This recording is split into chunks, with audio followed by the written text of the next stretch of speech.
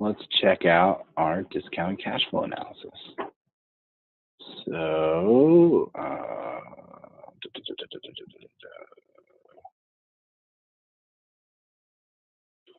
right, cool. Here's our cash flow. So we're saying that we're going to purchase the property January of 2017, so January 1st, and we're going to sell the property at the end of year 5, okay? So we sell something on the end of year 5, we're going to actually use year 6's income because that's going to be the first year for the new buyer, okay? Or if you're going to do a refinance, the bank's going to look at the first year under the new loan, okay? So kind of starting at the top, here is our base rental revenue, okay, $281,000, and here is our expense reimbursement. So here's the cool part about what we've done and how we've configured this discounted cash flow analysis is that we got our base rent, right? We've got our expenses, the total $100,000. The real question is what are the tenants really reimbursing? And what I've found in a lot of deals that I've checked out for clients and also a lot of transactions that I've done is that what you're paying and what you're collecting don't always equal 100%. And when they don't, I call that reimbursement slippage. So we can actually see if this property has slippage by looking at the total operating expenses and the total reimbursement revenue. In this case, because of the way that the leases were written, there's an ability to collect an administrative fee or a management fee on top of the pass-through expenses. So actually, in this case, if you were the investor, according to the leases and according to this pro forma, you would make an extra $4,000. So it's a good thing. I've seen properties pencil out to where there's reimbursement slippage of $20,000, so it's actually a loss. I've seen situations where there'll be limiting CAM caps to where the owner is going to eat, $5 a foot in rent. I'm sorry, $5 a foot in triple nets every year. And in that particular case, the tenant had 3 5-year renewals. So it's really important to understand the details and have a good attorney to help review those leases for you.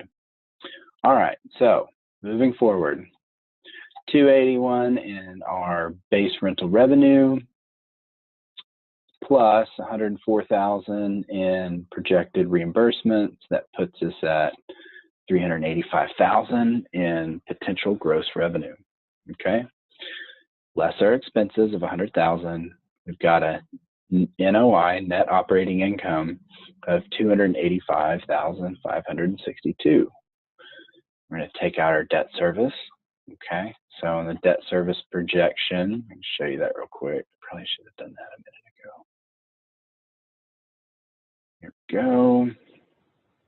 So our primary debt, what we're anticipating, at least for underwriting purposes, 25-year amortization, 65% loan to value, 5% interest rate.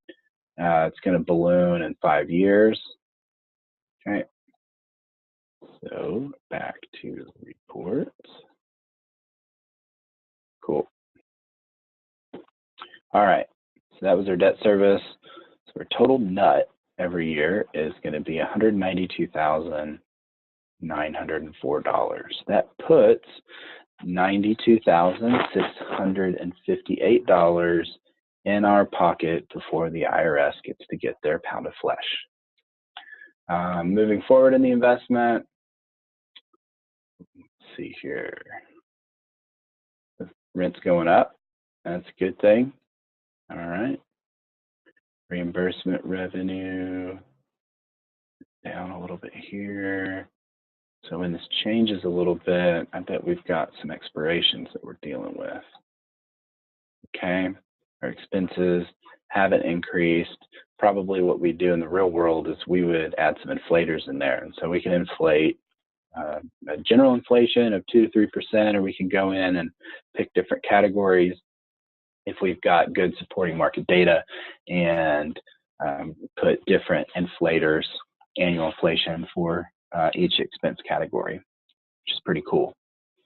All right, so 285, 289, we're going up, up, up, up. All right, that looks good. And our cash flow is going up as well. All right, so let's go to sources and uses. So here's a property purchase right here. So we've said it's a 6.75% cap rate. Oh, so here's an interesting component. So what we said, the property, we said, yeah, it's a 6.75% cap rate, but in our setup, look, a 6.75% cap rate was this price. So that was interesting. So through the DRM, it actually changed the price in Argus to a different price because I'd set it on the cap rate. So that's a good example of how things change when you look at the underwriting. You plug in your DRMs and pull that up. All right, property purchase. See, that's actually how we're calculating the purchase price in the Argus model. So if you actually did have it under contract at the 4.121 million price and plug it into Argus, you think you've got a 6.7 cap, and it says your new acquisition price is 4.2, you're actually doing good because this is actually going to perform higher than 6.75. So let's go ahead and put the right number in that we've set in our projection into the purchase price so we can keep that continuity. All right, cool. Let's go back to our reports. Bam.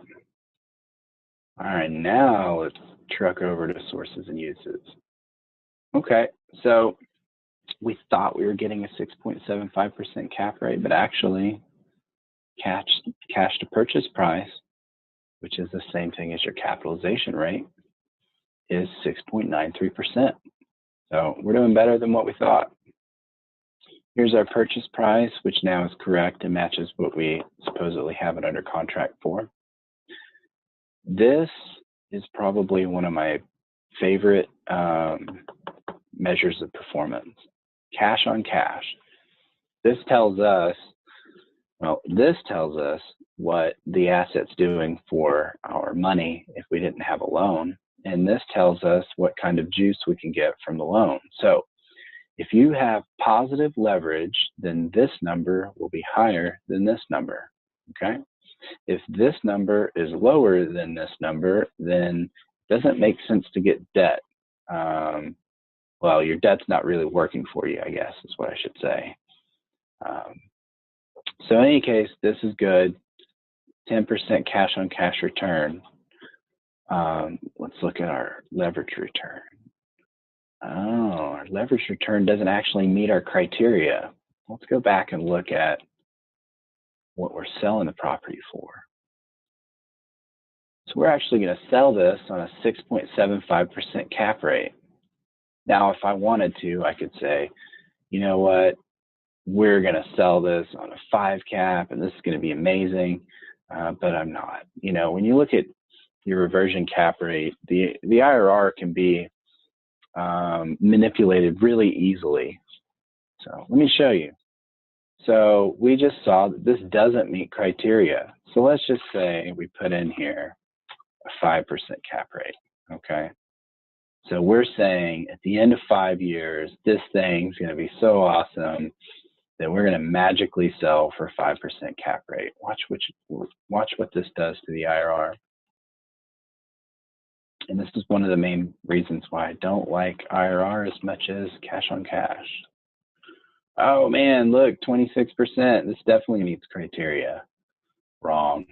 So what you need to do is make sure that when you're underwriting and analyzing these deals, you need to know what assumptions were made on the exit cap. And I like to model the same cap rate in as it is going out. So if we're going to stay true to that model, then what I'll do is I'll go back to my report. I think it was a 6.9593. 6.93. So let's change the exit cap to a 6.93. All right. So let's go back to our report packages. It's probably not going to look as good on our sources and uses. Yeah, so 13.56 levered internal rate of return. Okay, so it's not looking too good. Management has exceeded what we're really up for, is what we've learned. And actually this performance is under what our target is.